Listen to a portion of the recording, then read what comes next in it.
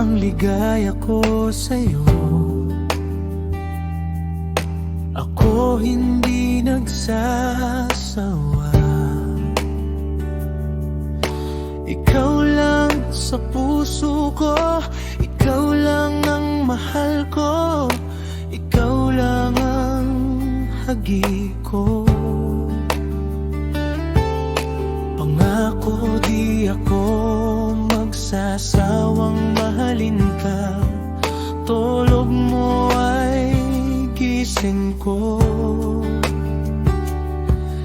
Sa'yo ay umaga, sa akin ay gabi, kahit bilyan na distansya ang pagitan natin dalawa.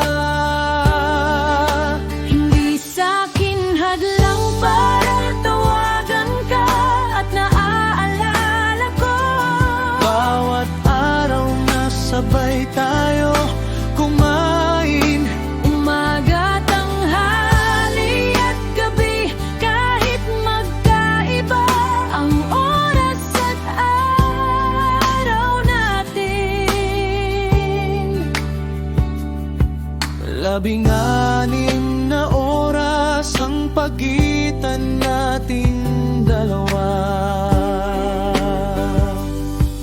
Hagiang sabay natin tahakin na hindi posible ang sitwasyon na kahit malayo ka man. Hagiang lagi mo tandaan, mahal na mahal kita magpakailan, at walang katapusan na pagmamahalan.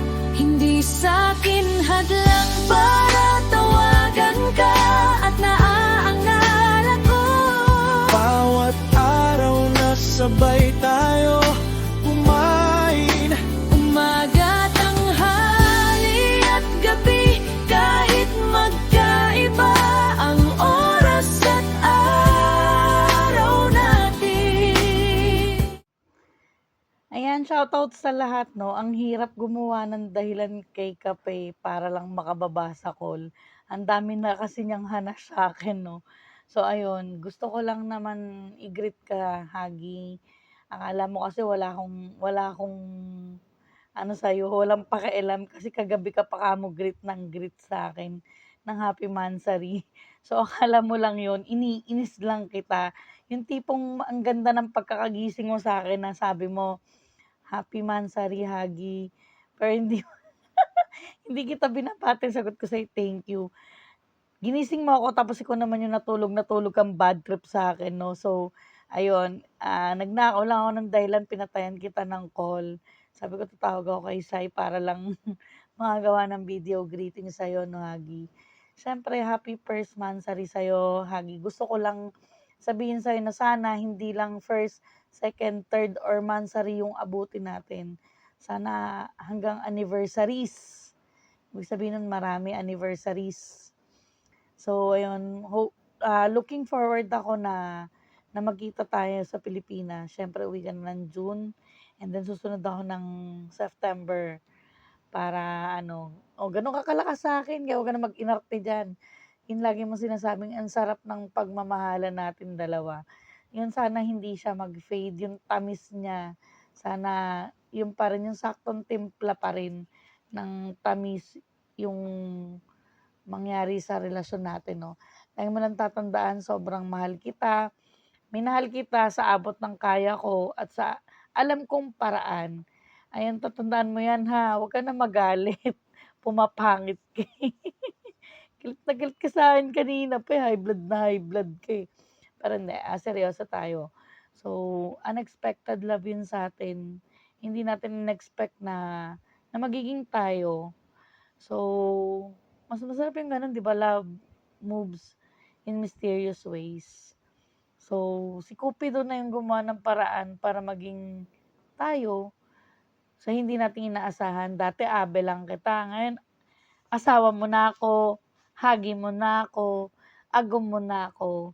And syempre, ayun nga, lagi kong kinikip yung mga sinasabi mo sa akin. Akala mo lang wala akong pakialam kasi baka sabihin mo sobrang sweet ko sa'yo, sobrang tamis ko, baka maumay ka na. So, yun, mahal kita palagi, mag-iingat ka. Basta yun na yun, pinaiiyak lang kita kanina, alam kong naiyak ka talaga na hindi kita binati. Yung sagot ko sa'yo ay thank you lang. Basta I love you, Hagi. Tandaan mo yan. Ikaw lang at ikaw lang. Tatlo kayong lalaki sa buhay ko. Ikaw, yung anak natin na dalawa, si Kuya at si Bunso. Ayan. I love you so much. Mag-iingat ka palagi dyan sa work mo. And no more LDR na sana pagdating nung panahon na yon, no? Lagi kong pinagdarasal kay Allah, sa Panginoon din natin, ayan, sa may lalang sa atin na bigyan ka at gabayan ka pa ng magandang pangangatawan na para makapagtrabaho ka. Alam kong mahirap, mabigat yung work mo. Salamat sa lahat, sa pagbabantay mo sa akin, pag ako'y may sakit, yung pagbabantay mo sa oras ng gamot ko. Ayan, thankful ako talaga sa'yo ng sobra. Basta mahal kita palagi, yun ang tatandaan mo, ha. I love you, Hagi. Sobrang thankful ako na nagkaroon ako ng isang partner na kagaya mo. Nakikita ko kasing worth ko pagdating sa'yo, yung pag-aalaga mo sa akin, pinararamdam mo kung gaano ako kahalaga sa'yo. So ngayon, ramdam ko din sa'yo na wala kang kwenta sa'kin, charis. Joke lang. I love you, Hagi. Mwah! Mwah! Mwah!